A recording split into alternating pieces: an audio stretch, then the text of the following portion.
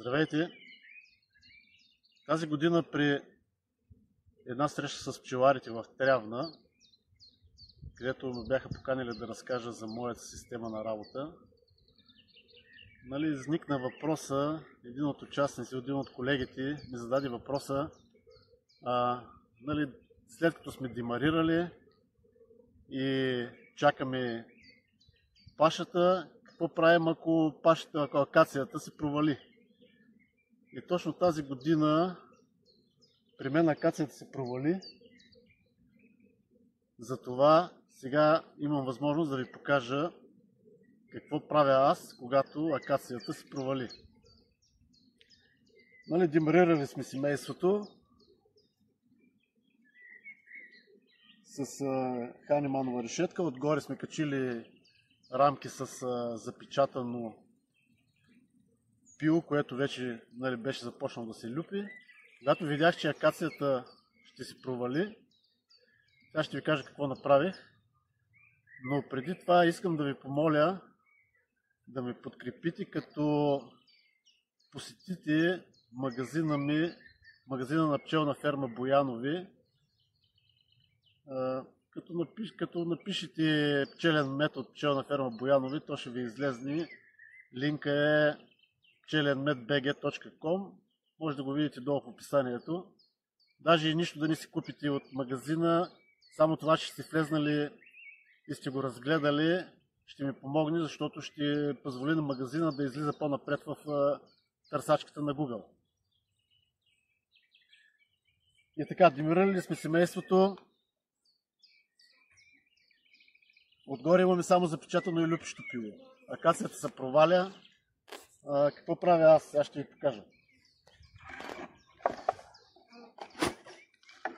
Няма друга паша. При мен е акация. След това има малко един период, в който няма почти никаква паша. След това идва горската паша.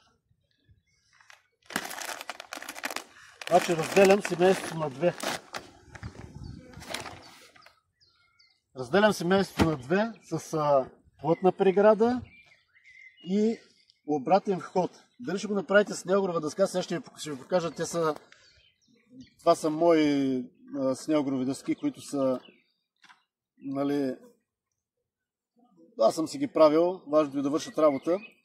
Важното е да има плътна преграда и обратен вход. След това слагаме тук е един зрял маточник. Ето, аз сложих зрял маточник, майката се е излюпила. И отгоре вече имаме ново семейство. Значи задължително е, когато го направите, входа да сочи назад и преградата между двете семейства да е плътна. Защото процента на оплождане и приемане на новата майка, това може да го направите и с готова майка, ако имате такива, или ако може да някъде си купите. Аз го правя с маточник, защото си правя сам майките.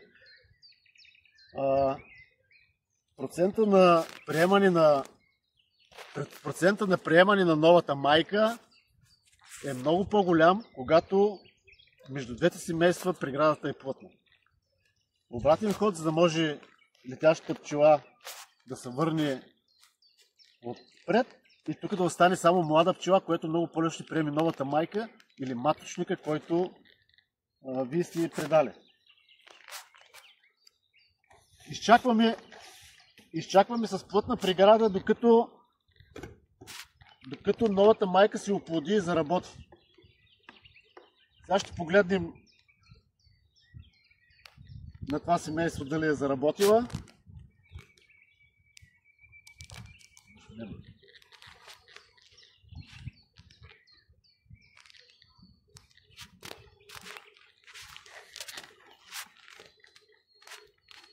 Сега виждам тук, че вече са полирали.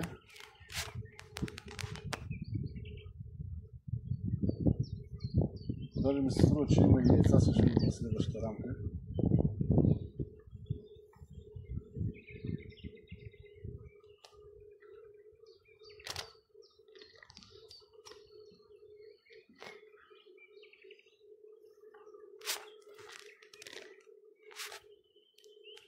Не, тук значи майката все още не е заработила.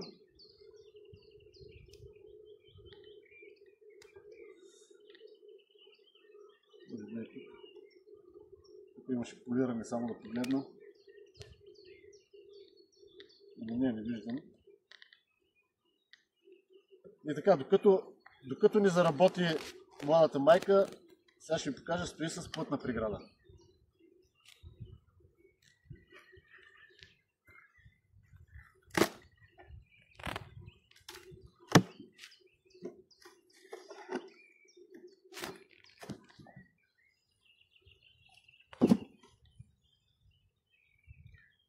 Това е снеговата дъска, те са импровизирани мои. Няма значение дали ще е снегова дъска. Важното е да има обратен ход, от който да се оплоди новата майка. После мрежата ни трябва, за да могат, когато решим да присъединим семействата, да уеднаквим миризмите, за да можем да присъединим безпроблемно двете семейства. А за плътна преграда аз ползвам едно найлонче. Здраво. То семейството продължава да работи. Вътрешно место на майката, никакви пестици за войло, защото долу сме оставили достатъчно място, демарирали сме повече пити, повече рамки. Слагам найлончето плътната преграда. И ако нямате такава възможност за такива, значи преди да се направят тия снегови дъски, правим по една дупка в корпуса, откъдето младата майка да може да се оплоди, и след това ги присъединявах, като слагах една мрежа, двете семейства да се уеднакват миризмите и да мога да ги присъединя, когато тръгне някаква паша.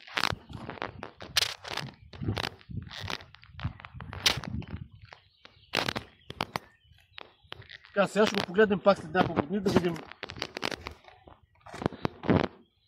дали е заработила младата майка.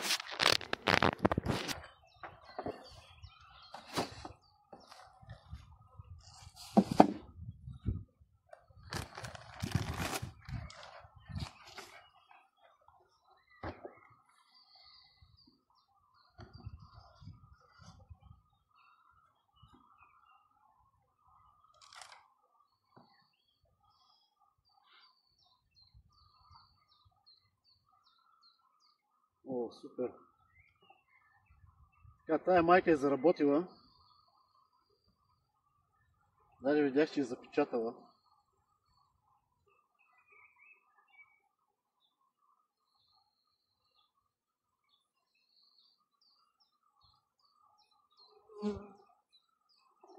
Така, значи тая майка е заработила. Сега трябва да махнем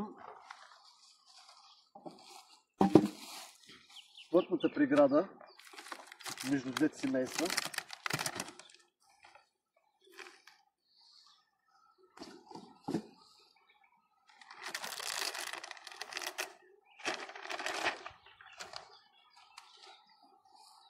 Махаме плътната преграда и остава на мрежа. В моя случай снеговата дъска с мрежата. Ако вие нямате снегова дъска, слагате мрежа.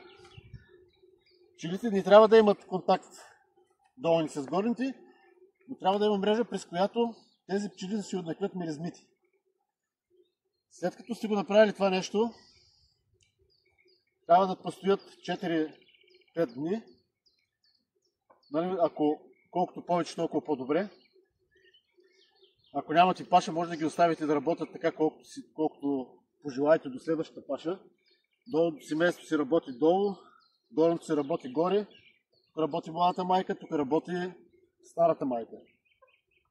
Може да ги присъедините, когато решите, когато тръгне пашата. И преди пашата да ги присъедините семействата,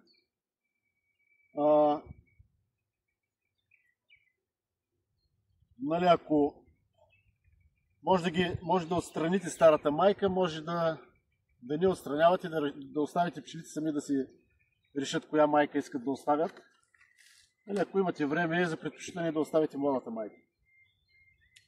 Как става самото присъединяване на семейства? Стояли са така 4-5 дни, уеднаквили са миризмите си, след което това семейство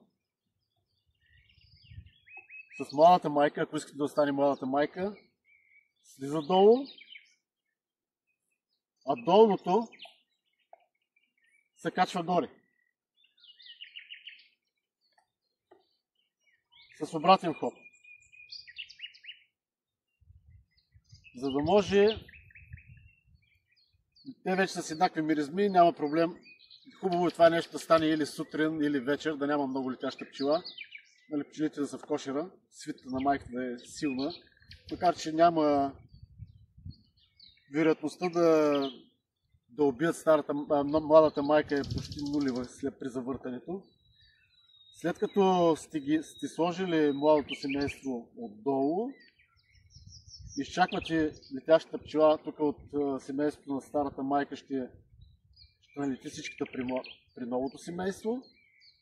Тук ще остане много по-малко пчела, много по-лесно може да намерите старата майка и да я убиете, след което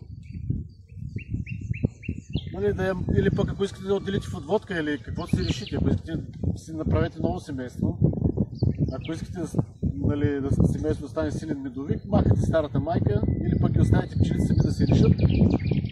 Махате мрежата или снегурната дъска, както е в моя случай. Слагате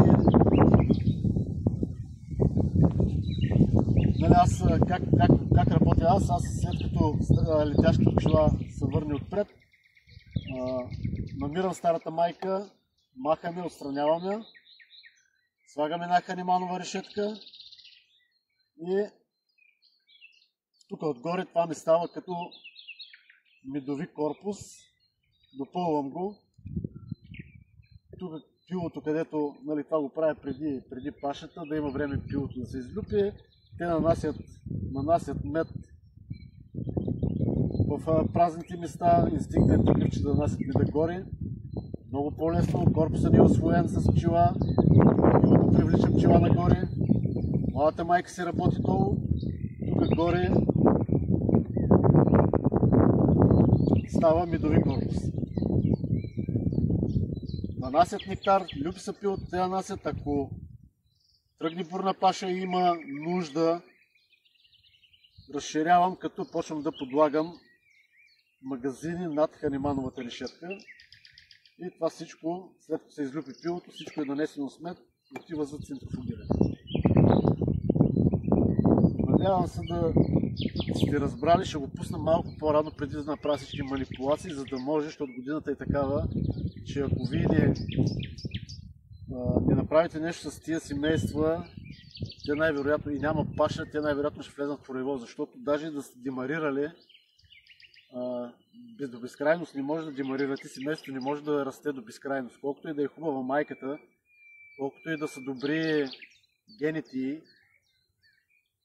има един генетичен максимум, която тя може да достигне, след това ще влезне и ако няма работа, тая пчела да се увлече в работа, това семейство ще влезне в роево.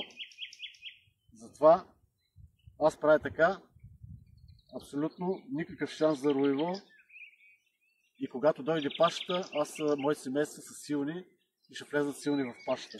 И в случая ще влезнат и с сменени майки, с нови млади майки.